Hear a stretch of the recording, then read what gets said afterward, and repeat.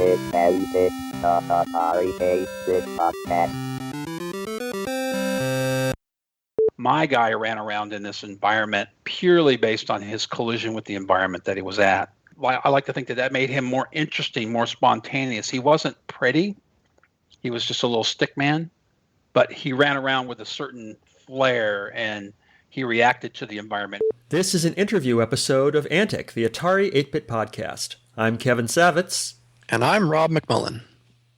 Randy Glover is the creator of one of the best games for the Atari computers, Jumpman, which was published by EPYX. He also created the sequel, Jumpman Junior, and programmed the swimming competition portion of Summer Games. Randy ported Jumpman to the Commodore 64 and created another C64 game, Lunar Outpost. This interview took place on May 7th, 2016. I am joined on this interview with Rob McMullen, host of the Player Missile podcast, who has been working to reverse engineer Jumpman using the Omnivore binary editor that he created. For more background information on EPYX, you might enjoy Antic's interviews with Jon Freeman, co-founder of EPYX, and Michael Katz, the CEO of EPYX. He oversaw the development of Jumpman, Pitstop, and Summer Games. Where should we start? I'd like to start kind of before the beginning, your prehistory, how you got interested in computers, how you found Atari, just kind of set me up with the sure, I can certainly do that. I wasn't into computers or anything until I was about 20, so that would put me about 1975, 76. And what happened is I got into electronics, actually, looking for some type of career, got interested in electronics. I was living in Foster City. You may know where that is down in the Bay Area. So sure. During that time, of course, a lot of things were going on a bit south of there, but I was not aware of it. I got into electronics and did that, got into discrete circuits, played around with that, was extremely interested in discrete logic and so on and so forth. And in about 1978, I think it was I'm sorry, I should go back. 1977, I took a trip up to the University of Berkeley, and they had a room for tourists that had these printer terminals, the green and white paper coming out of a printer with a keyboard there, all integrated. And I'd never seen that before. And they invited you to sit down and play a game, and it was essentially a Star Trek type game with Klingons and the Enterprise on a 10 by 10 grid with 10 by 10 grid within that. And so it would print out a 10 by 10 grid on the paper. You would see U as an asterisk or a plus, and then you could put in a command like move this direction or fire a photon torpedo in this direction, and then you had to wait for the computer to process it, and then it would print out another grid, and you would see the change in movement, and so on and so forth. So that was actually the very first computer I had ever seen, and I was quite fascinated by that. Turns out in my younger years, I was interested in games, but in a bit creative way. I would pretty much take any game that we were playing as kids and add some other rules or modify it or change it or do something to it.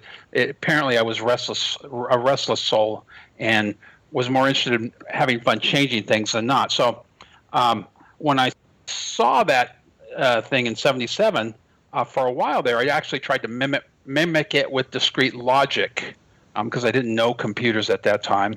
And so that was my actually first computer, and it wasn't until around 1978 or so that I saw a VIC-20 and decided to buy a VIC-20. So that would have been 78-ish, 79-ish.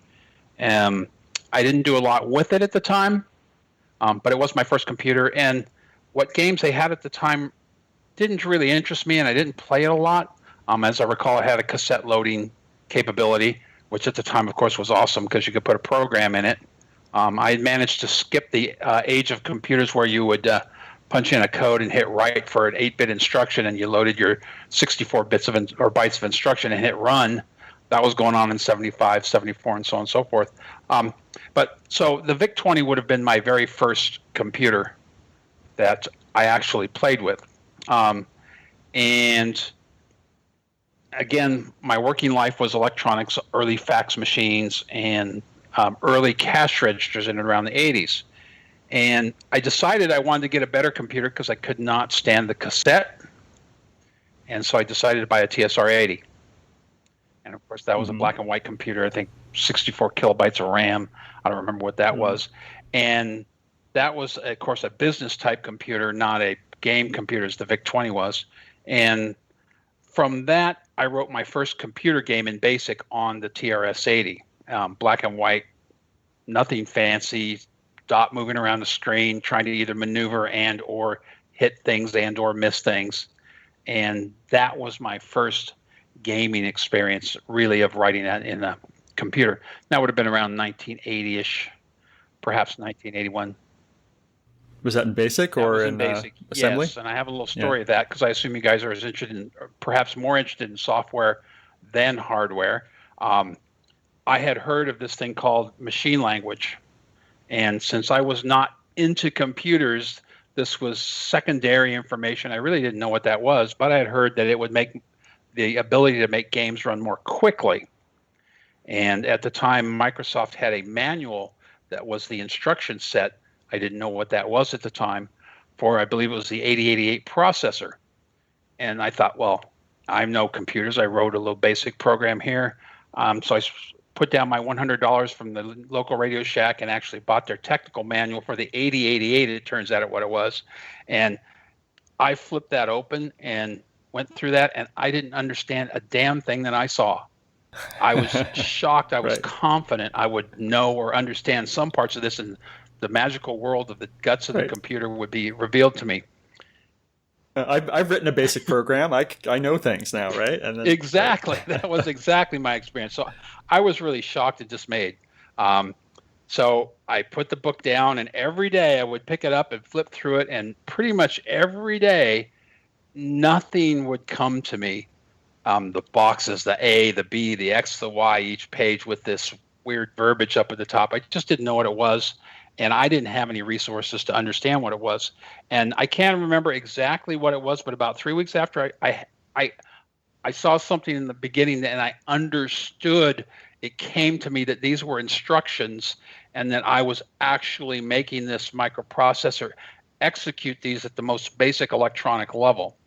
And once I made that leap and understood that, then I realized that I could have total control. And it was really, at that point, just about finding out how to transfer my control from BASIC into that mysterious machine language and then starting to write programs byte by byte and so on and so forth.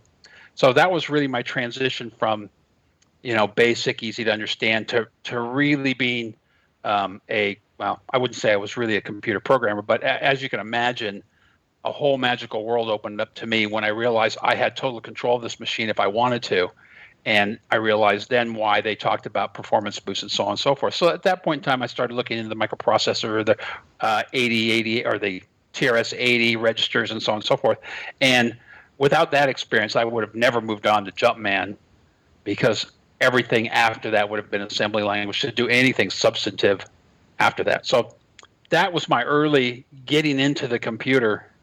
And that was really my one moment of transition from very casual to something to be able to do more seriously. But this was just a hobby for you at this point? Yes, I was working full-time in the electronics cash register industry, repairing cash registers primarily, the new electronic ones that were coming out at the time. Okay, so you're playing with your TRS-80 and making little things move on the screen, and then what? What changed? Well, what changed really is as I was working at work, right across the parking lot was the Pizza Hut. They had this cool game called Pac-Man, obviously, and I had once played, I think, Pong a couple of times, but I saw Pac-Man, and so every day at lunch, I would go and play Pac-Man at the pizza parlor right across the parking lot, and I enjoyed that. That was quite the experience, as it was for millions and millions of people at that time. And at the same time, what had happened is my brother and I took on a business project, writing software for a company that bought some TRS-80 Model 2s and put them on the desk. And this is another computer fun thing.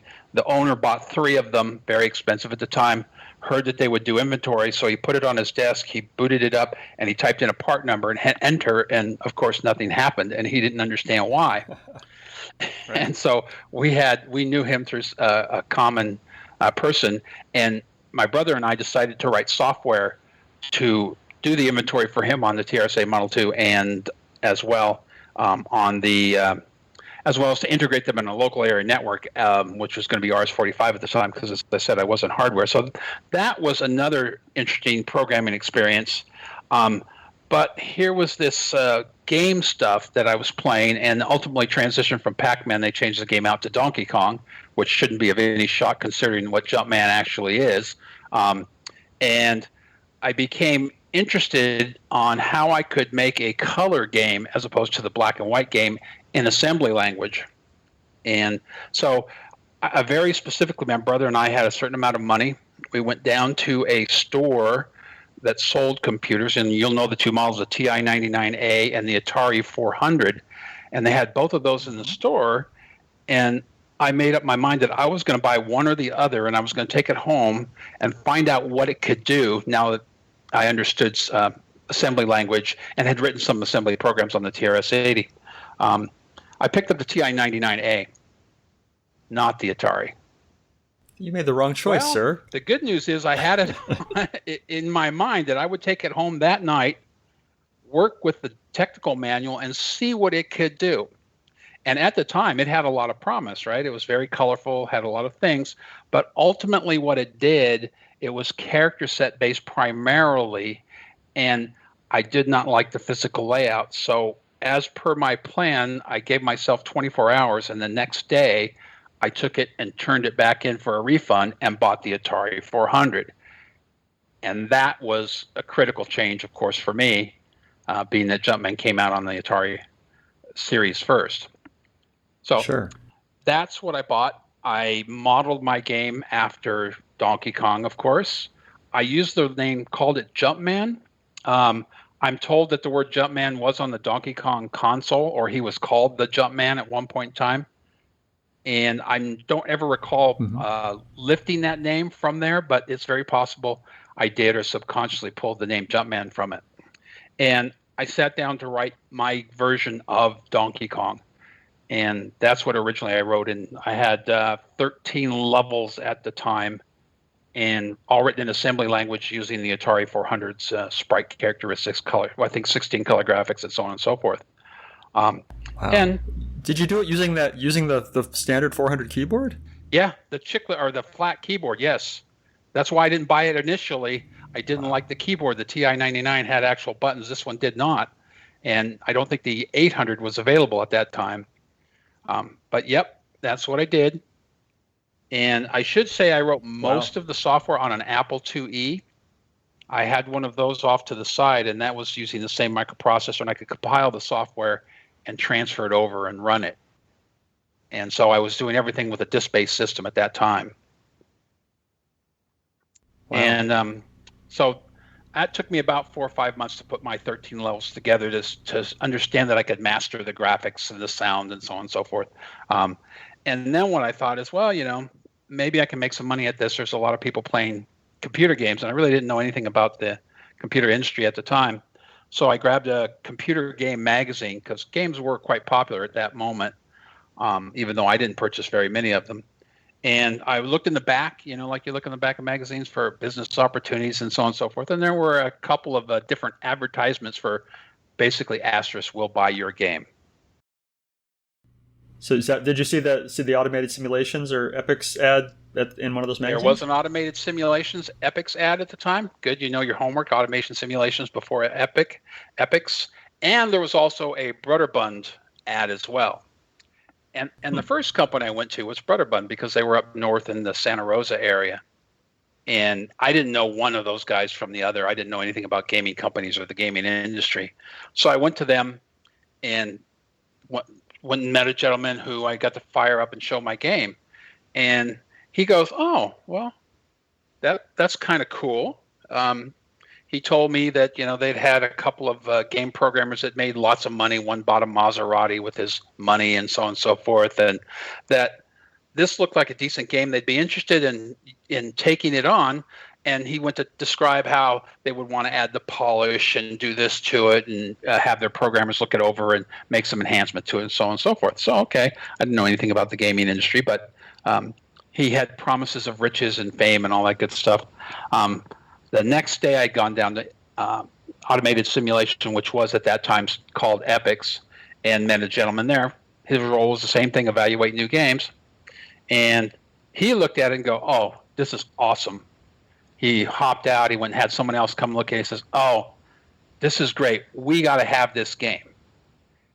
And the only difference between the two companies, from my perspective, was this guy was excited, and the other guy was going to have other people look at it and work with it and change it. And it's not that I just didn't know anything about, I wasn't a programmer. I didn't know anything about working with programmers. And so Brother Bun didn't feel as friendly as this guy who wanted it and wanted to get it now. And so I chose EPYX. Wow. And that's the reason Nice. why. So is this the version that's floating around on the net called Jumpman #1? I have not seen that. I doubt it. I would be surprised if anybody got their hands on it, but I'd certainly be interested in seeing Jumpman #1 to see if it actually was the initial levels of the game that I did create. It was bootable at the time on a disc. Only EPYX, as far as I know, got it. So that's interesting. I'm gonna have to look that up. If it is, that would be a surprisingly pleasant shock. Well, I'll get the link and send it to you right here. Okay, that's awesome. Nice. Cool. All right, so EPYX was excited by your game. So did they say, okay, we want more levels? Did they want changes? How did that process go to turning it into a finished game? Gotcha. They said, we'd like you to come to work for us. We'll give you 15%. You do whatever you want.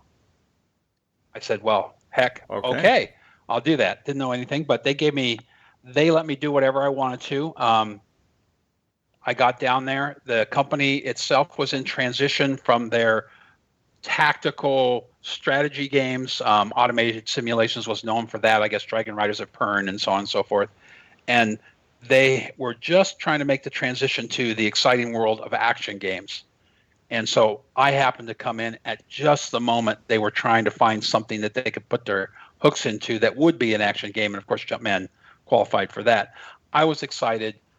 I went ahead and said, I left my job. I went down to work at EPYX, and I'm the one that decided to go for what could I do with an Atari 800 now with 64K or 64K of RAM, 48K cartridge. I'm sorry. I forget what the kilobytes of RAM were, but the cartridge was 48K, as I recall, that it could run. And so I'm the one that picked the 32 levels, structured it with the 3 sections, added the randomizer. That was all me. I did everything. Sound, the whole 9 yards. They didn't have anybody to do anything, didn't want to touch it. They just said, here, you go. They were excited to get it. They did all the packaging and such like that, and of course the promotion, and that's all I had to do. You said you started with 13 levels and you ended up with 30. Can you talk about the process of coming up with level ideas, and how many did you throw away, and how many did you leave on the cutting room floor because there was no room, and that sort of thing? Well, I took my basic 13 that I had originally. There were some that I liked and some that I didn't. I didn't push the envelope too much. I did structure it. I wanted to have I knew it might be difficult for people to play, so I wanted to give the ability to start off early and go to the medium and hard. That was pretty obvious, but I didn't want to limit that. One thing I didn't care for about Donkey Kong is you went over and over and over again at the first level until you made the second level. And I wanted to have people see more of the game before they were able to get up through it. So I did think about having the random feature that would give you the ability to pop in at some random level, see it. You might not be skilled enough to deal with it, but it would excite you and make you think, oh, well, I saw that. I want to see that again. I want to actually live through and play it. So I structured it that way. The memory limitation pretty much limited me to that. A lot of the levels were designed around what I could do with the sprite system that was available. I wasn't sophisticated enough to push it beyond the basic sprite stuff. The only technical thing that I thought was interesting that I see in other games or saw later in other games that were similar to mine was I won't call it a physical nature of the Jumpman, but he has little feet underneath his body. You've probably noticed that if you've ever played it. You'll see these little dots.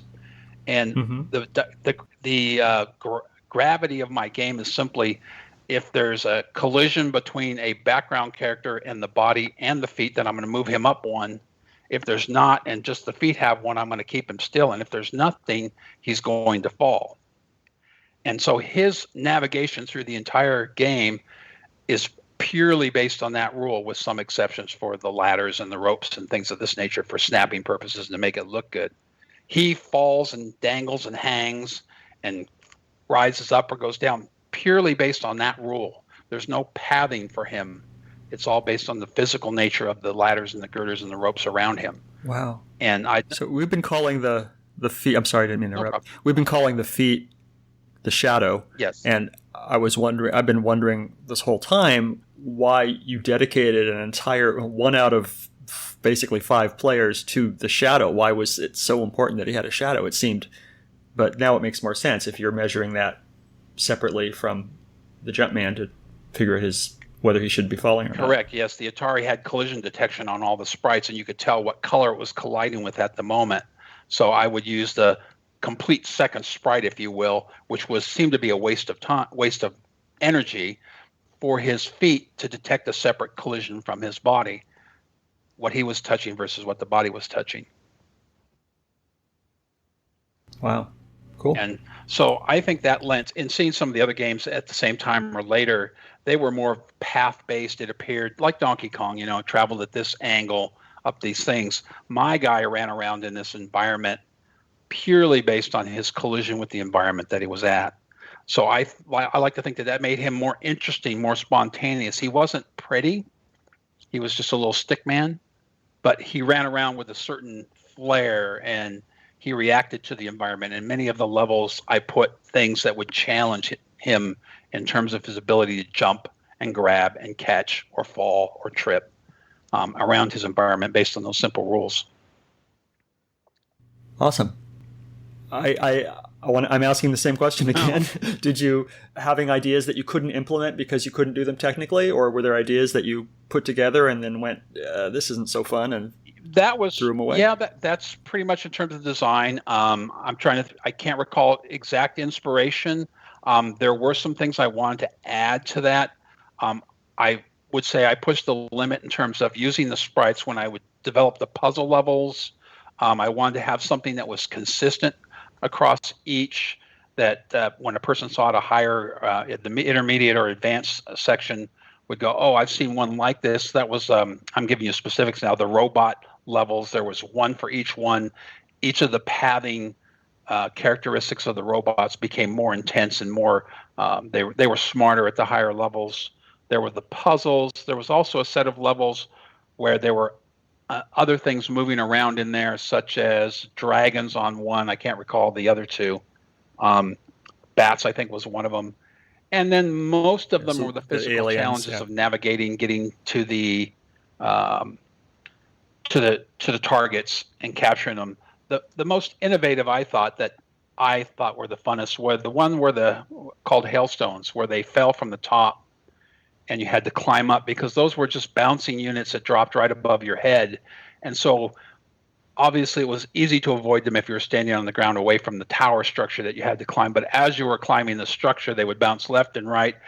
And I don't know if anybody playing it got a good sense of what exactly was going on, but they finally kind of figured out that they could pull them one way or pull them the other and then make progress just as they went by.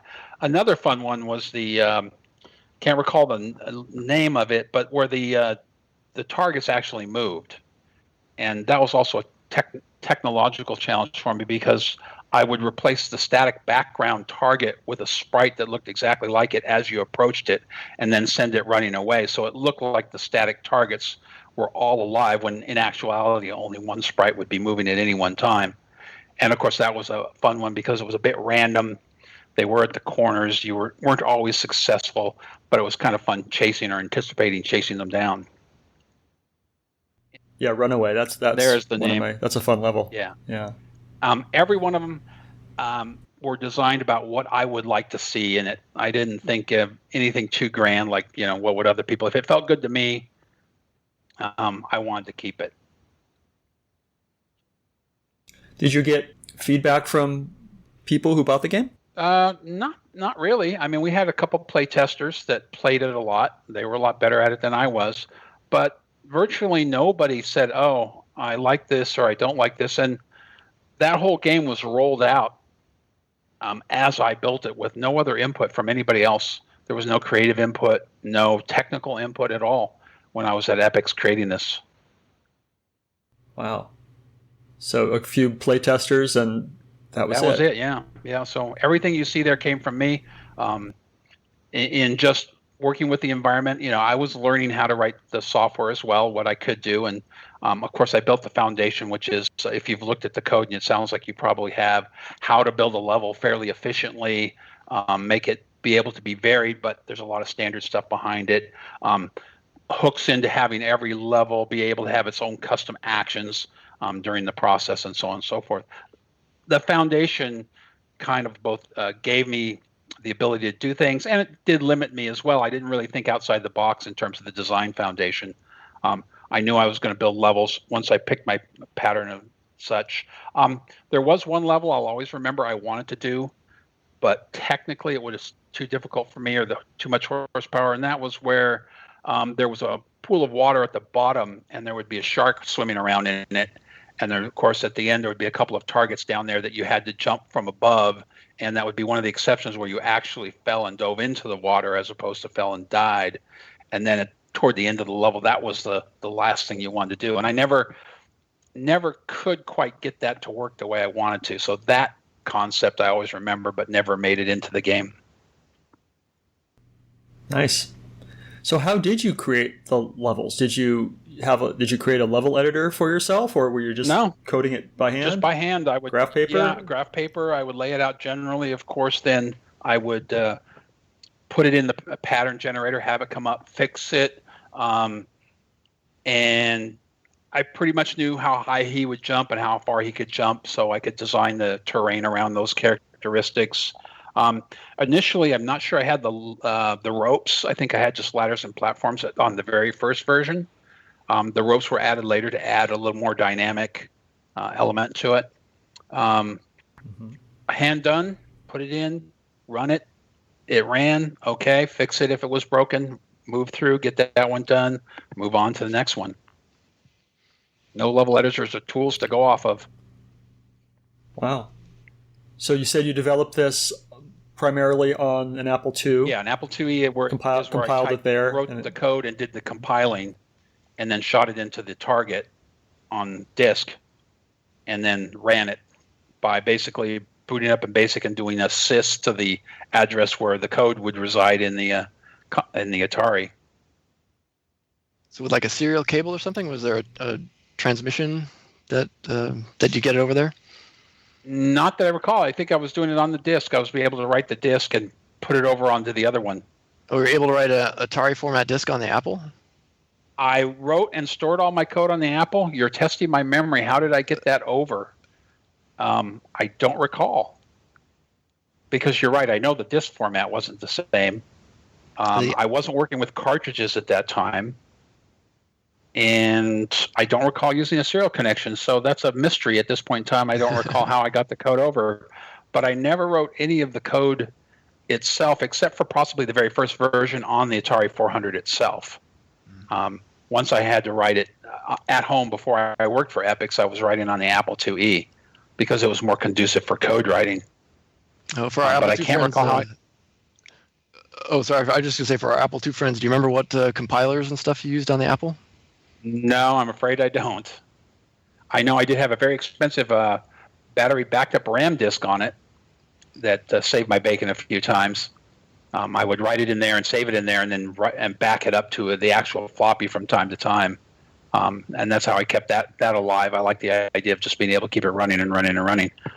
There was one time where the power went out just as I was saving to my backup disk, and that was the end of the RAM disk, and scrambled up the disk. And I lost about a week's worth of work, but that was pretty typical for the time. How did you learn the Atari specific stuff? Do you remember what your references were for the hardware documentation? Yeah, and Atari, the Atari manual, there was an Atari hardware manual that you could purchase, and so it showed you everything about the registers, the sprite system, the music system, had all the technical data that way. And since I was into electronics and was building my own digital circuits, and later on microprocessor-based circuits, I understood how to read that one as opposed to the initialist way back in the assembly language. So it was easy for me to understand the hardware. And so that next day after I got it, I read through its manual and understood that it had sprites and music and sound system and pretty much how all that worked. And when you coded the stuff, how did you proceed in your development process? I mean, did you write out code like by hand on paper, or did you plan out the whole the structure, the order to subroutines and stuff on paper, or did it develop organically as you started writing? Organically, yeah, organically. I was never programmed. Wasn't a programmer. Still, I do write software, but I'm still not. I don't consider myself a hardcore programmer. I just did it organically. I went in, I started to write this, did a lot of subroutines. The TRS-80 actually taught me a lot about that. In writing the business software, I got a sense of modularity and functions and things of that nature. So a lot of the design of the software, I did have a function for this and a function for that. And if I could break it into a function, then that could be used standard throughout the product. So, for example, pattern level generation and so on and so forth. That was all standard functions that I would do. But never really documented it. The most I ever did was, rough out some things on paper. And it was just organic. Do you happen to have the source code available still? I doubt it. And over the years, I'm sure I do not. Yeah, no, I've never seen anything. Once I got PCs like in 1988 or 89, and I can't recall ever seeing the code being transferred onto the personal computer. So, no, I'm sure I don't. Well, Kevin and I have been exploring the code quite a bit. We're starting to get more familiar with, but Kevin's really been going to he's been creating new levels using the construction system that you laid out, and I've been trying to get into the code and kind of cool. I've sort of trying to figure out, it's a very nice modular system, the way you can swap out levels, and you've got the a few like 40 bytes or so in the beginning part that has the structure, describes what the level is going to be like, and then sets up pointers and things. It's a very modular approach, which this is what, 1983, is that when you started writing, or was it 82, somewhere around there? 82, yeah, right around in 81, 82-ish. And you're right. I think that was possibly born from the TRS-80 Level 2 experience in the business application, because on that particular microprocessor, most of the stuff that we did, or myself and my brother that we had done, was intercept these these routines that the Radio Shack would call. I think in the first 256 byte, there was 128 functions, and you would do an interrupt by address, and it would go down to byte number 64 and execute whatever was at that address. Oh, really? So when you work with that down deep, that was kind of a modular approach. That was where you're differentiated the functions for the operating system. And so I would guess I probably mirrored myself in some ways after that. You're right, it was modular, and to that extent, when I could, I did. And I did foresee being able to want to write custom parts to the level, but still maintain a structure or a core that it was around. So you just spoke to a lot of the modularity that you did see. I don't remember the details of it, but I'll take your word for it. I had a 40 byte header that had this, and a pointer to the level data, and so on and so forth. Also music system that would play songs. That's in there as well. Same thing. I would compose the music with pitches and durations for each of the voices, and then that was played through the sound system. So you wrote all those little songs too? Yep. Those are all my creations. All the little music? No. Nice. Yep. All music, yeah. Did you have musical training? Not really. No. I did play violin and the trumpet when I was very young. I continue to be interested in music. I've played with synthesizers and stuff like that post Jumpman. But no, nothing in my experience really made me musical in any way, shape, or form. It's my ringtone on my cell phone, the Jumpman theme. So. Yeah, well, in retrospect, of course, you hear it 1,000 times, and back in the day, hearing the same thing 1,000 times was okay. Now, you don't want to do that so much, do you? Everything wants to be unique and new. But I appreciate that. Yeah, I thought it was kind of cool music for its day. It was lively, cute.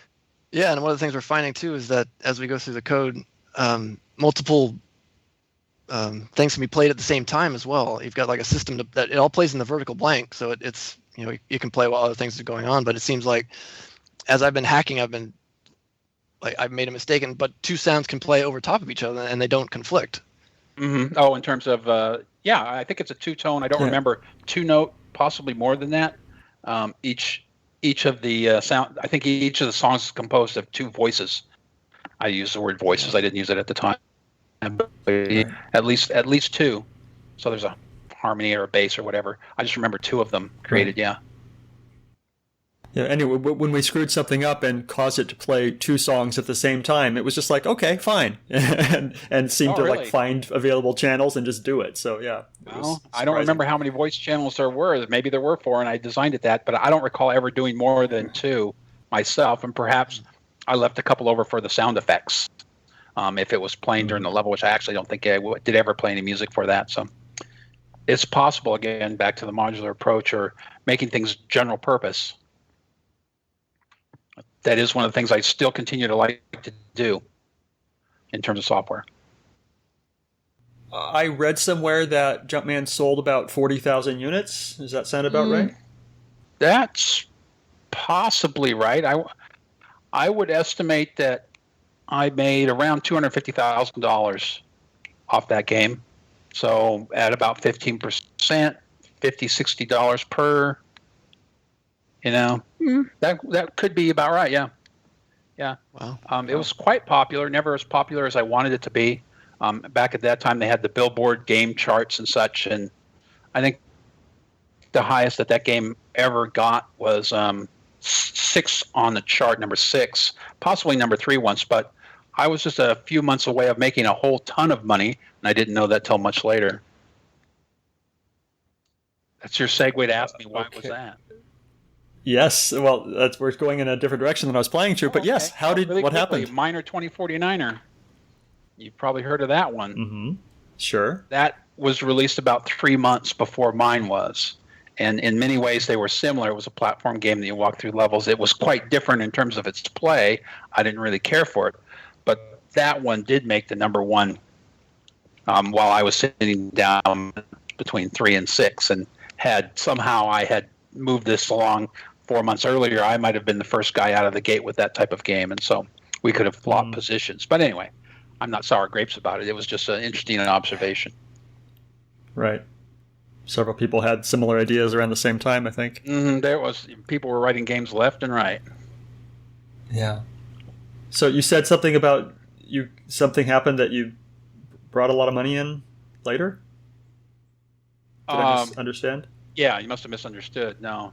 That could have been, I was saying, had my game released earlier than 49er, I think I would have been in the number 1 spot, so I might have made twice the money that I did make. Not that I'm complaining, but it was just a matter of timing of games and game genres. Sure. So on a personal note, Jumpman was one of the very few games that my dad and I actually purchased, and the only Atari game that I ever purchased with my own hard-earned kid money. So I was not a dirty pirate for this one game, but I would like to know about the effect of you added. There was copy protection on the game. Did you do that yourself? And do you feel that there was an effect of piracy on your game? That's an interesting point. Yes, you're right. Now that you bring that up, and I had to come up with a scenario. And as I recall, what I had done is on the disc read. We're talking about the Atari version. I had taken a disc and created a bad sector on it, and so I knew where that bad sector was going to be, and then they would generate that on the production discs, and I would look for that.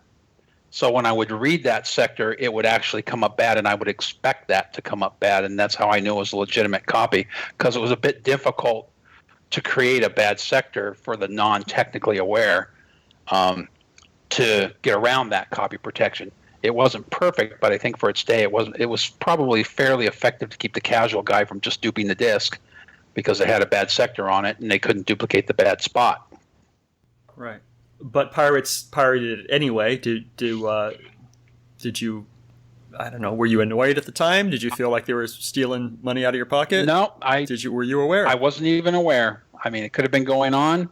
I had no knowledge of it. I know later on I saw knockoffs of the game on other platforms that were from around that time, but I wasn't aware that they were going on. I didn't travel in any other circle but the Atari. Did a little bit with and then later on the Commodore 64, but those would have been the two worlds that I was in. And even then, I wasn't really plugged into the community per se. As I mentioned, I didn't know Steve Jobs and didn't know all that was going on. And even when I was writing games, I didn't know really what the game community was doing in terms of evolution and such, other than to see what products next my company was trying to make and so on and so forth. So were there other Atari users that you were developing with, or maybe not users, but like developers and stuff? Were you in contact with other developers? I was not at the time I wrote Jumpman, the first version, the disc version with the 48 levels. EPYX had bought another company, and they brought in over about 8 programmers that had worked on the Atari 2600. I have never owned the 2600. I don't recall the name of the company, but that they bought out. But yeah, they brought these 8 guys over, and they were hardcore programmers. They could squeeze a lot out of a poor old Atari 2600. They were actually quite intimidating for me. I still wore a tie to the office to go to work. I was completely anti-programmer. These guys was on the wall. One guy wrote stories for pornography. That was his sideline. This was a cast of characters in an environment that I was just not familiar with. I did work with one of them to produce the next game that I made out of EPYX, and then I was going to work with the third one to produce the third game, but that never quite happened. That's when I left EPYX probably about 2 years after I started with them. Quite frankly, I was intimidated. I was not a professional programmer. These guys were good. They came in from working with hardware that I knew was extremely sparse, and they did wonderful things with it. I had to rely on the hardware, for example, the Atari 800 and the Commodore 64, and couldn't work beyond that in terms of my programming skill. How do I render the reason I did leave EPYX was because they had a project called Pitstop. You might have heard of that one. That was fairly popular for EPYX at the time, and I spent about a month trying to figure out how I was going to do that on the Atari, or the Commodore 64, I should say, at the time. I couldn't wrap my head around the 3 dimensions, presenting a 3-dimensional view of a car running down a track. And that's really what made me realize I was out of my element as I could see it at that time, beyond my capability. You mentioned there was an unfinished game after Summer Games. Was that Pitstop, or was that another? That was Pitstop. Yes. Yeah, that was Pitstop. I had started that. That was going to be my project, and I realized I could not undertake that. The guys that were there had to be the ones that they knew how to make that happen. I couldn't. Well, you're being very humble. I'm really impressed with all the code that I've looked at.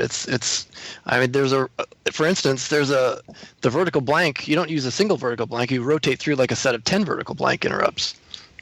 Just the way you've set that up, it's a very modular system, and you put a lot of hooks in.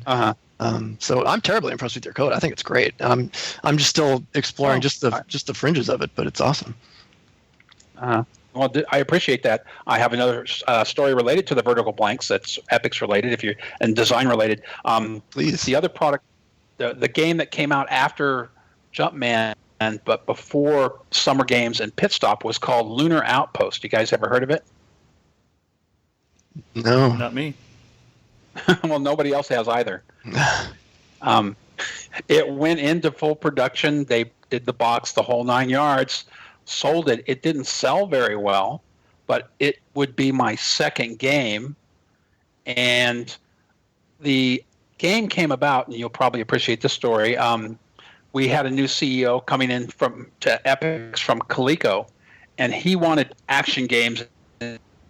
He told all the programmers, the other guys were there this time, bring to me ideas, whatever it is. If it's stomping grapes, I don't care. Let's have a bull session, and let's see what you got. And from that, we'll see what we can pick up. So I had been experimenting with the horizontal interrupt structure of the Commodore 64, which is very much the same as the Atari. And I hadn't done the technique before, but I did on a sample on the 64 where I would reuse the sprites and keep them vertically separated.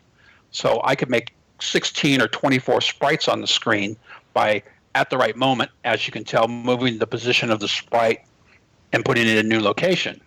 Had I had that technique on Jumpman, maybe I could have done a few more things that were interesting. But what I did manage to do is provide a three-dimensional effect by having I put spaceships or flying saucers coming at you, and they'd be small, and then as they came down into the next region, they would get larger and then larger and then larger. So it looked like there was a whole bunch of moving sprites of 3 dimensions coming in and out and at you. And that was my demo for them to look at. I was just playing around with the hardware. And he goes, well, that's cool. I want a game based on that. And that's what Lunar Outpost turned out to be. A 3-dimensional shooting game, but not entirely all action. There was a logical part to it as well. You ran around on a lunar landscape, and you would try to find out which of your bases were under attack, and then you would go in, and when you entered the base to fight, that's when you would see this 3-dimensional flying saucers destroying the buildings and so on and so forth. If it was made, how come it wasn't sold? How come the world doesn't know about this game? It was, I don't know. I think because it didn't grab you. I don't know if they weren't interested in promoting it. It was an okay game. I was lukewarm with it after it was all done. I think my heart was the dimensional aspect. I actually like the 2-dimensional aspect a little bit more. It was the blend of action and strategy, or phrases back at the time, action games for strategy players, as I recall. I think when somebody picked it up within 5 minutes, they didn't quite think it was very exciting, and that was the end of it.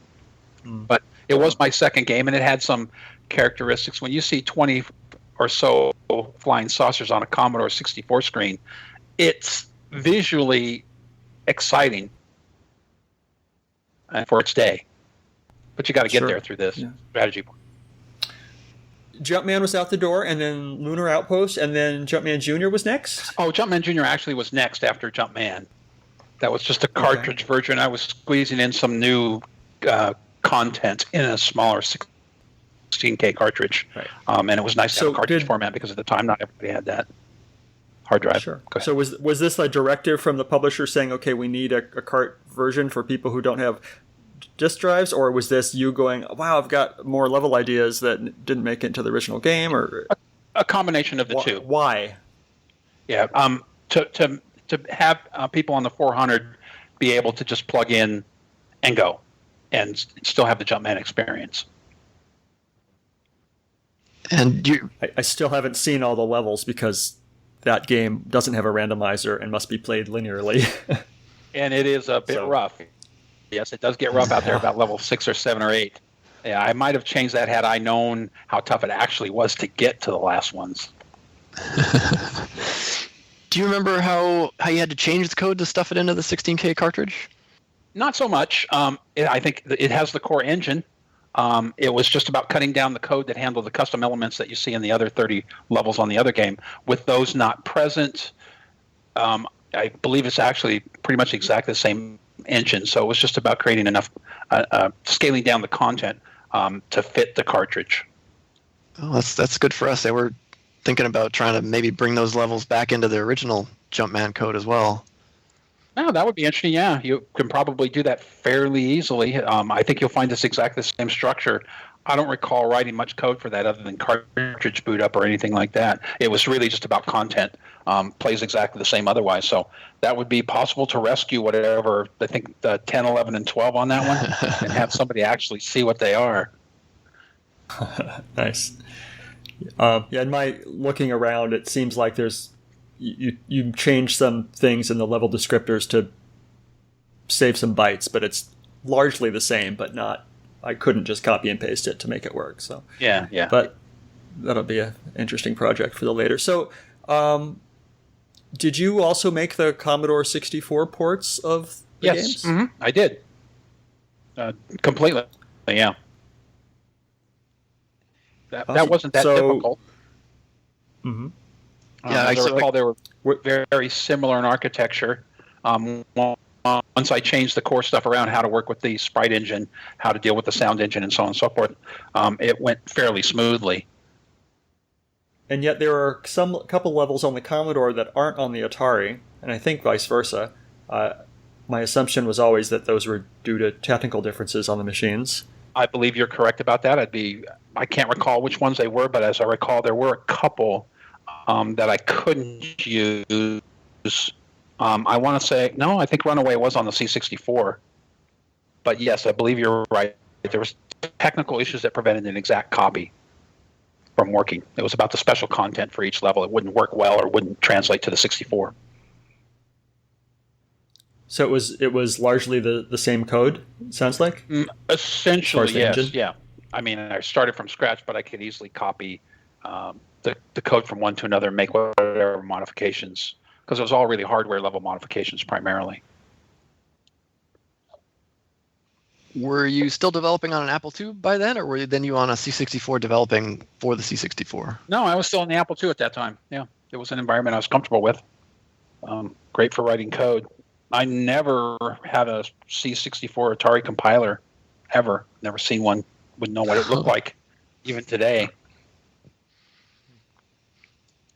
So it sounds like you did the Atari stuff, you learned that on your own, you didn't get much help from, let's say, Atari directly. And was it the same on the Commodore? You just cracked open some books and figured it out? Yep, same thing. They left me pretty much alone. There was nobody in EPYX that had any more experience with any of that than I did. The original CEO, when I first started there, he had written everything on the VIC-20. No, there was no sound people. There was no graphics people. When I left, yes, they had a graphics person. Yes, they had the sound person. They started getting bigger, of course, and that's the way the games were going. So they did exist. But at my time, it was just me and what I chose to put together, and nobody ever said, oh, I don't like that, or I hate that, or take that out, or change it in any way, shape, or form, because they were so excited to have it. I guess that's the plus of their exuberance. There was also an Apple II port. Did you do that? I did not. I wasn't even aware of that. Nobody in our company, as far as I know, did that. Yeah, it's what you could do on an Apple, right? Black and white, and right. No interrupts at all. It was, running around. Yeah, I mean, I don't know who did that. I don't think our company licensed it or anything. I think somebody knocked it off and sold it. I don't know how successful it was. I can't imagine that successful. And how about the ports to the other platform, like the PC? I read some stuff that you may have been involved with the PC version. No, I wasn't. I wasn't involved with the PC version whatsoever. I think that was sold actually to another company, or another company knocked that off pretty much for the PC. When I left EPYX, it was Commodore and Atari only. At one time, there was talk of the Coleco. I think maybe there was something on the ColecoVision, because our CEO that came in was from Coleco, but nobody in the Sunnyvale office ever wrote anything on the Coleco while I was there. Yeah, look at that. Jumpman Junior for ColecoVision. Yeah, I've seen it. I heard it exists, but I'm not sure EPYX released it. It might have been something that somebody else did after the fact. So were you getting royalties on all those other versions and things too? Yeah. Atari, the Jumpman Junior for both Atari and Commodore 64, and Lunar Outpost, yes, but that might have amounted to a couple of $100. And then Summer Games, no, and then of course Pitstop never made it. Right. All right. So let's talk about other versions of Jumpman that have come. Some of them are back then, and some of them are more modern. I'm aware of. Well, maybe Rob is more familiar with the differences, but there are several here we have on a list. Yeah, there was a project called Jumpman Under Construction, which yes, and I had worked with the gentleman that was doing that one, and played a little bit. Well, that would have been about 8 to 10 years ago, maybe a little bit longer. Yeah, like early 2000s, I think was. And go ahead. Yeah, like sounds about right. Yeah, like a PC version. I think it was all PC based, and there was a level editor involved. And I read that yeah, you were involved in creating new levels and stuff. What Yeah, I had created one or two underneath. That one did have a level designer that he had created, and I had tested it or made a couple of levels under that. But I never got deeply into it. But I can't even recall what had happened. I think he started not working out. I was doing other things, and it had some potential. If I could scare up the level one that I wrote, I may have the source code for that. It was quite interesting. It had some nice graphics, and he put some nice stuff into his engine that could allow it to do some interesting stuff that would have taken Jumpman to 2 or 3 levels above what it was on the C64, the Atari. Some cool things. Was that like a fan project? He just approached you and asked you to help? Yeah, or? and and I didn't actually do much helping other than to design a couple levels and see how it worked, tested out his platform. He had contacted me. Yeah, that was quite some time. I had forgotten about that. And I guess there was another one, an unauthorized clone called Jumpman Lives, released by a different company that EPYX, I believe, made him pull the plug on it. Did you hear about that? That's possible. Yeah, I did. There was another company. I think that was their whole business, was to knock off other games, and this was one of them that they knocked off. And I think they were big enough. They had made, I think, quite a few versions of different popular games at the time. I don't recall the company, but it's one you'll see on other games, and they were strictly knockoffs of other people's works in terms of that. And then more recently was the kickstarted Jumpman Forever, which the guy who did that says he had your blessing on that. Go ahead. When I asked him for your contact information, he couldn't give it to me, so I was just like, okay. I was confused about whether it was legit or not. I believe it is. Yes, I talked to a gentleman, I want to say about 6 years ago or thereabouts. He had interest, as I recall, bringing it to the phone or that type of a platform. And at the time, I'd also been contacted by some company that said they owned the rights. I looked into who owned the rights to Jumpman. It was some overseas company, and they had bought some remnant of EPYX or copyrights, and so technically they owned it. And I got something from them, and I was able to write this guy a letter and say, yes, I have the control of it. I can't remember why I believed I did at the time. And you may go ahead and pursue your Jumpman project. And a few years ago, maybe 3 or 4 years ago, maybe less, I actually saw this, I think in a PC version. Is this the one where it's 3-dimensional and the thing spins around and you jump from one level to another level? In a 3-dimensional type thing that could fit on a small screen? No. I don't think I've actually played this, even though I paid for the Kickstarter. Jumpman Forever, I think, is the phone project. I think it's it's cross-platform. Yes. Now that I think about it, but it also works on phone. It's Windows and Mac. I know that, and then their website says the phone version is coming out in December. Doesn't say what year, but I think this is current. Yeah, I had seen the phone version, or the one that would play on a phone, and surprisingly, it wasn't at all like the 2-dimensional Jumpman, in both a pleasant way, and I guess it's the nature of the phone, but it had a rotating platform, hard to describe, that would spin, and you had to jump while it was spinning, so there were openings in it, and you would fall from the internal one to the external one, like rings with openings and stuff. So you could jump, but you could be upside down or sideways, and it gave it a 3-dimensional look as well. So you could jump from inner ones to outer ones. So it was interesting to see.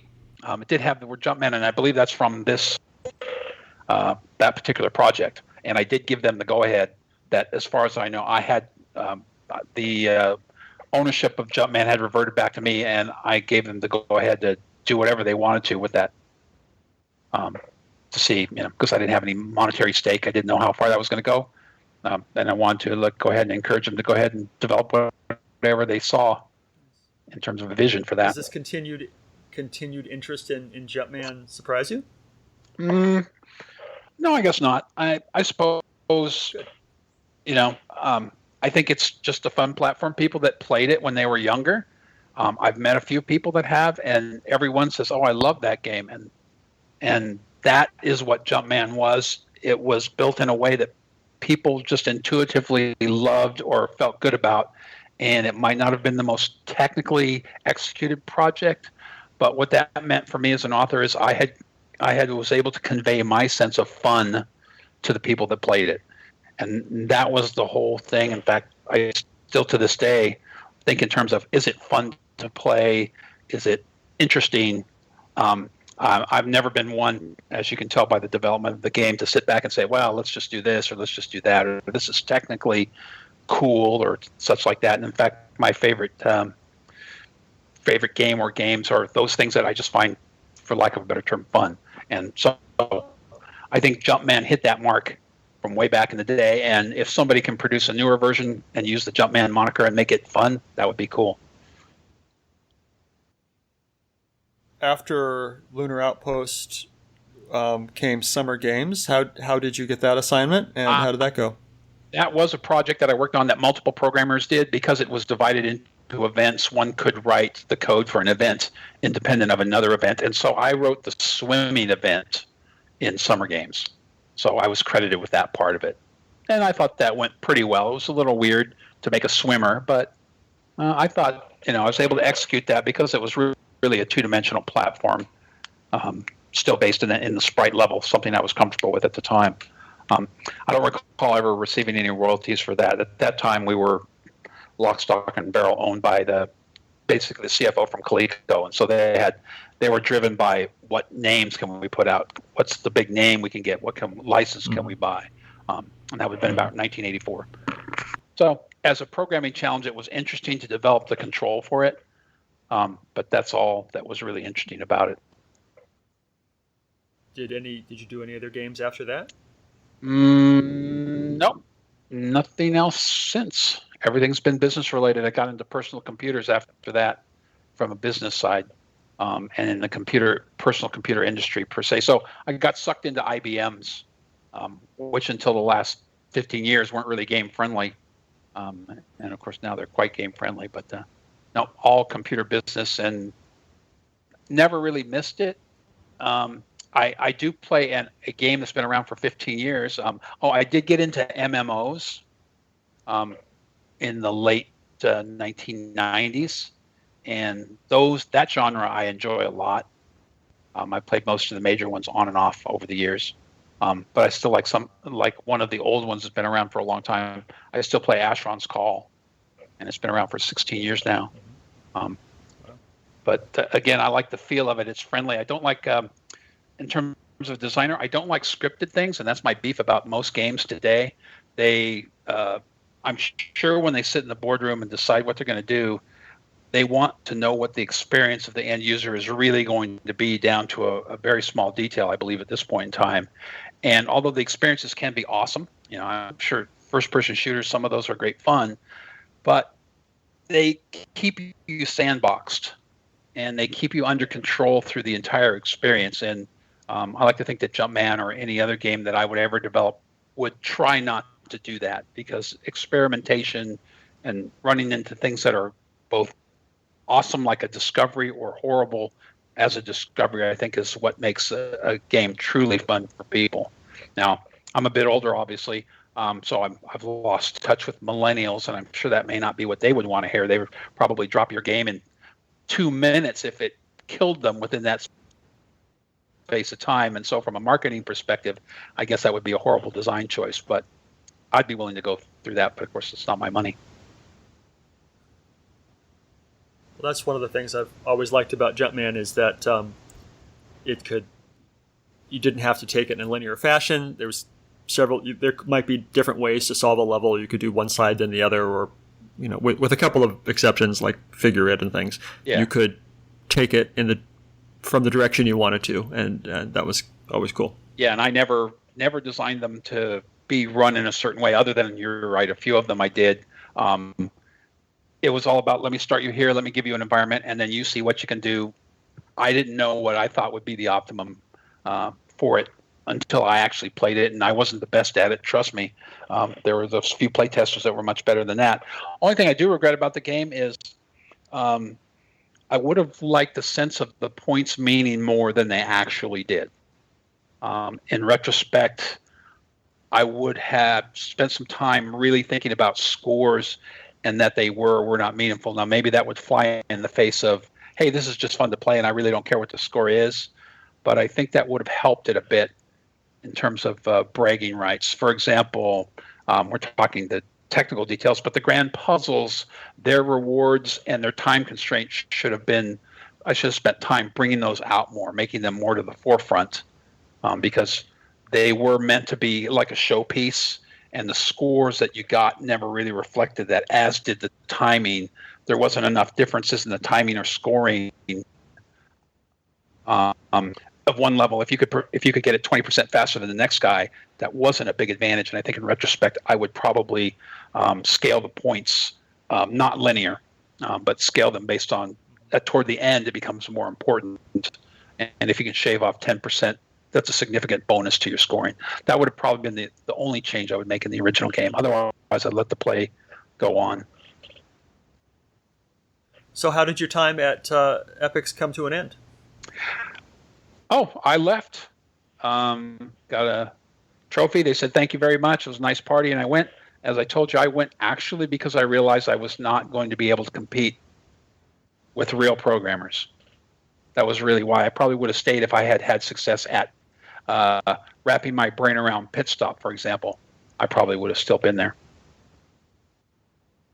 And you left to do what? And what do you do today? Oh, I went back to my company that I worked for before EPYX. That was the cash register company. I wrote software for them in the cash registers. Those were going through their own modernization from electronic to programmable cash registers. After that was about 5 years, then I went started working and selling PCs. And from about 1992 till 2006, my brother and I owned and operated a couple of computer stores in the Central Valley. And that was some great times too. Back in the 1990s were good times for that. The 2000s sucked for a computer store, and if you've got one today, it's really rough. But that's what I ended up doing. And now, of course, as you probably checked, I'm doing software and hardware for elevator controls. So I've always had a bit of myself in the embedded programming level. I like that. From the early days in the late 70s, getting into looking at registers and so on and so forth. That's what I like to do. And then the software now, of course, is a part of all of that. All right. So does the close door button do anything? Yes, it does. It actually closes a door. There's an instruction for it. And it is an important function of the elevator.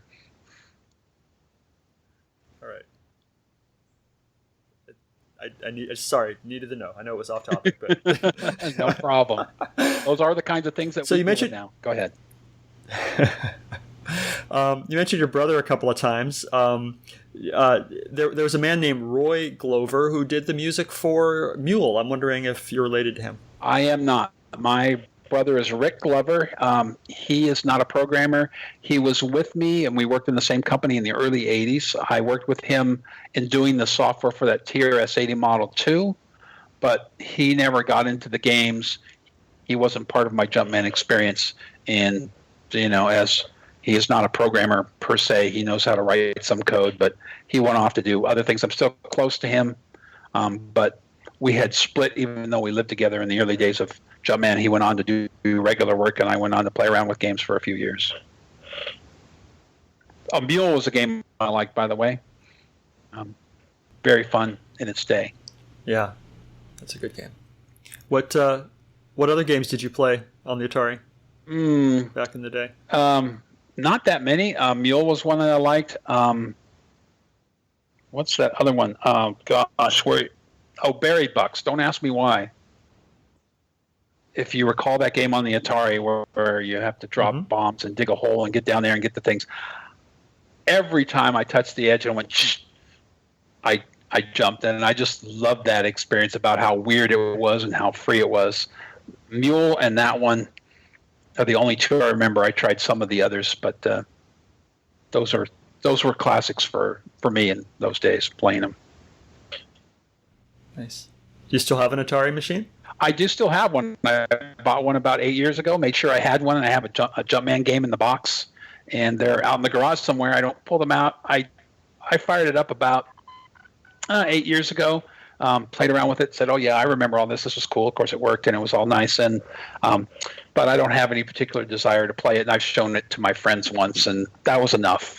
This is a time and a place that they weren't involved in. I did get one kick out of. I was watching a thing on the computers, Atari, the company, and for 5 seconds they had a screen of Jumpman in the documentary about Atari's evolution. Even though Atari as a company was not involved in Jumpman in any way, shape, or form, it was just nice to see my little screen up there for a split second. Go, nice. Somebody picked that out. Maybe they played it and liked it. So I don't think I read this explicitly, but I kind of got the sense that Jumpman saved EPYX at a time where it could have just gone under because people weren't buying their war games anymore and they needed something new, and here comes Jumpman from out of nowhere, and you save their asses. Do you get that sense? I believe that to be entirely true. When I had started there, when I had brought down my game, the CEO was the founder of Automated Simulation. He was the guy that started Dragon Riders of Pern. He was the guy that wrote the code, and the company was not making money. They didn't have anything. He didn't know how to write an action game. And yes, I think I did. When I appeared there, and the guy said, "Oh, we love it," and the company essentially said, "This is the thing that's going to get us into the action games that are the hot property today." I think it actually did. They made a lot of money off of that in the period of a year or two, and during that time is when they brought in the CFO or the CEO from Coleco a year or so later. It helped them get to that focus of action games, and I think that's what made them move on to the summer games and the licensing, the things that EPYX did do. So yeah, I believe that's actually true. Just happened to be that they were more excited than I was about having something. So it worked out for both of us. Nice. When it was reviewed at the time, were you aware of all the reviews coming in and how well it was being received? I tracked it primarily through the Billboard game. I mean, I didn't read many reviews on it. I did go to 2 of the shows in Chicago, 2 years in a row. Big EPYX booth. Jumpman was featured, so I got to talk to a lot of players and people who had seen it, and everybody was excited about it, and everybody loved it. So that would have been the review I had. People seemed to just enjoy it. But I did not go around reading print reviews or anything like that. It was really just about tracking it. How popular was it on the Billboard Top 100 game, I think they had at the time. Yeah, I would like to ask a little bit more about the travel and the shows you went to, and did you receive any awards that you in person, and tell me a little bit about taking any junkets you got thanks to Jumpman. Yeah, the 2 junkets were going to Chicago both times for the I don't recall what it was called. It was a big game. It was when all Atari that had the giant booths, and EPYX had a presence there. Spent tons of money on a booth, and they had their games running on the screens. Those were the only 2 junkets. I'm a bit of an introvert. I don't get out. I still don't think that traveling is a big thing for me. So they were outside of my box in terms of doing it, but I enjoyed the experience both times that I went. Those would have been the only 2 things that I traveled with in terms of EPYX and being plugged right into Jumpman at that time. I'd never done anything else. There were no awards. I think in large part that might speak also to EPYX as a company. I'm sure there were many other companies in Silicon Valley developing Atari games, and I never heard, other than purchasing that one company, of the people that worked there or the CEO being really involved in the circuit, as you're alluding to, that there was a lot going on. Atari, as I watched the documentary, was really doing a lot of things as a company, and I never really got any sense that EPYX had any relationship at all with Atari directly or some of the larger things, other than going to the shows. So they seem to be a bit isolated as a company. To get back to some of so your Jumpman was essentially, you're seeing Donkey Kong and trying to bring that to the Atari and bring your ideas to it. to me, it's like it's a very good example of an arcade game. It's got the title screen, it's got the the attract mode, it's got the high score table. As I'm kind of digging into the code a little bit, I was really interested by the demo level. Where the Jumpman runs around, he jumps around, and he jumps over to the demo screen and runs around, gets chased and stuff. I'm just curious. Do you remember how you created the controls for that Jumpman guy? I mean, I found the code that does it, but did you have to figure out, okay, I got to make Jumpman run for 60 pixels, or did you have like an auto player that you could record yourself? Or Yeah, no, that was exactly it. It was a pathing for it and the things with it that scripted the exact lineup of time and so on and so forth. You'll see that on the Commodore 64 Jumpman Junior, I think it is, where he stomps on the letters and they all fall down. Mm-hmm. That was hand scripted in the sense that, yes, I had a little path, exactly what you said. Run this direction for X number of time, run this direction for X number of time, because I had to get the timing all just exactly right. Which might not have been the way somebody else would have done it. They might have recorded the visuals, but I was using, again, the same game engine and just changing how it would work. So, yeah, that was kind of a fun project, but it still used much of the same core. But it was scripted, yes, very much so in terms of paths and objects. It always bothered me that the demo level wasn't a level that you could play in the game. That was where the little guy came out of the side and tried to hit him. Yeah, there was a rocket and little things happen. Yeah. Anyway, so once we figured out how the levels work, basically the first thing I did was take the demo level and play it.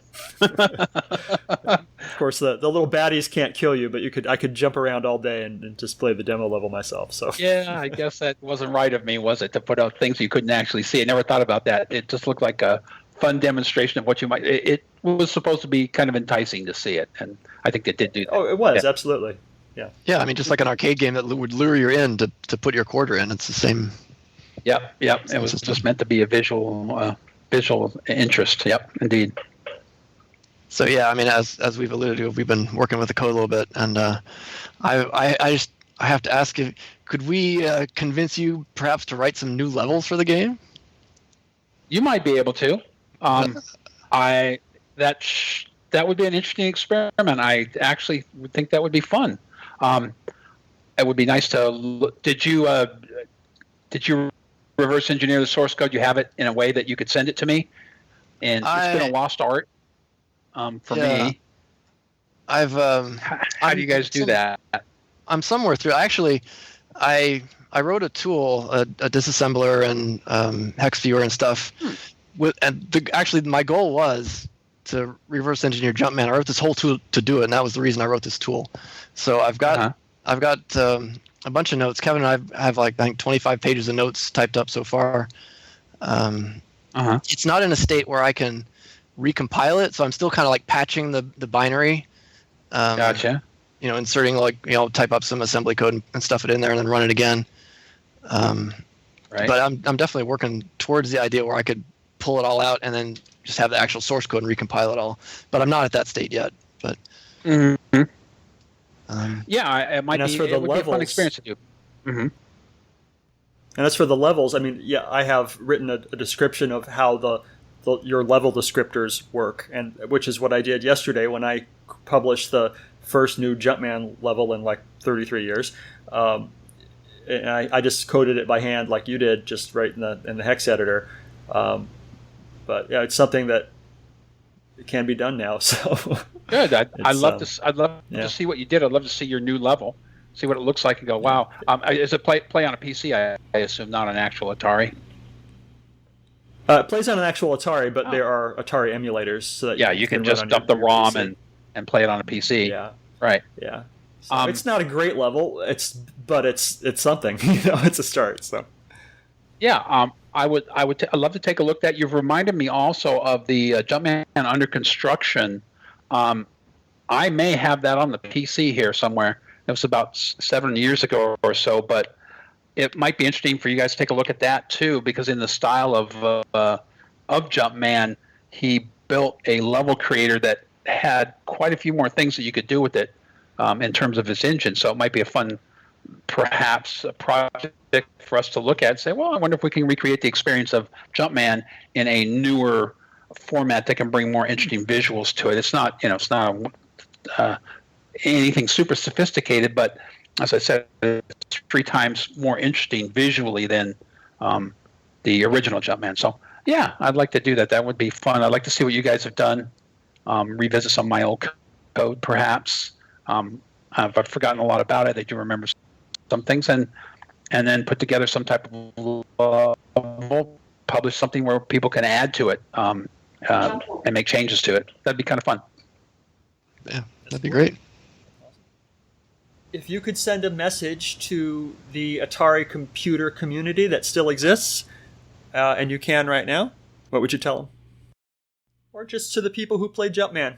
Just send a message to the people who played Jumpman. If it put a smile on your face and you couldn't put it down for days or hours in a row, you have paid me the greatest homage I could think of. That is all I want to get out of that other people had the same experience that I envisioned and I had with that type of a platform. It just surprisingly fun, and you smiled and you laughed and you couldn't put it down. And eventually you did move on, but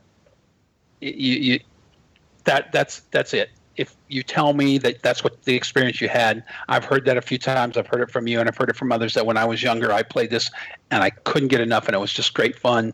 And maybe, although this is asking a lot, other games that came the years after were also enjoyment, but that little bit of what's extra special about Jumpman was still remembered. That feeling is still remembered. That would be the best thing I could hear.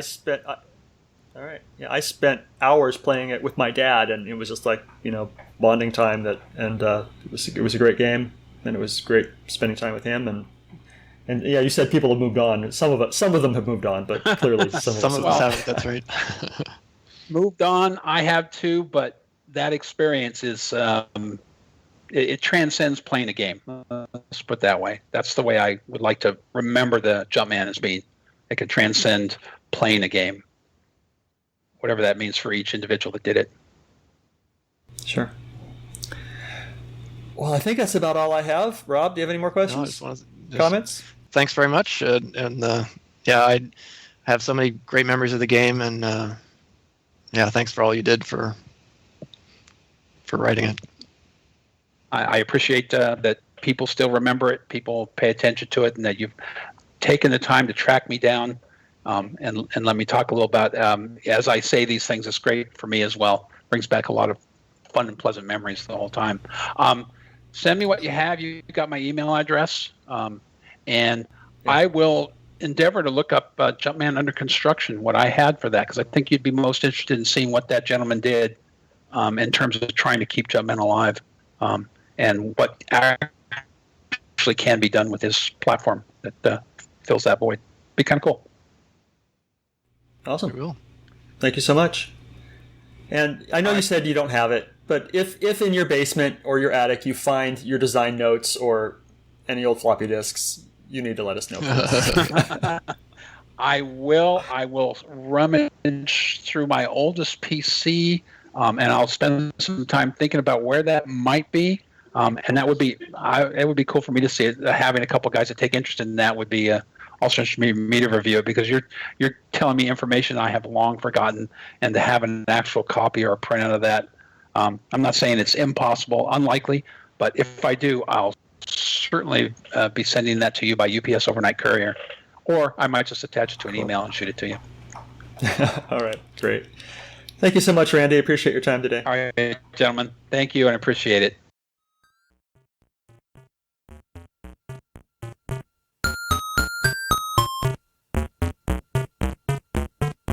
If you enjoyed these interviews and would like to contribute something, I encourage you instead to donate to one of our favorite organizations, the Internet Archive, at archive.org.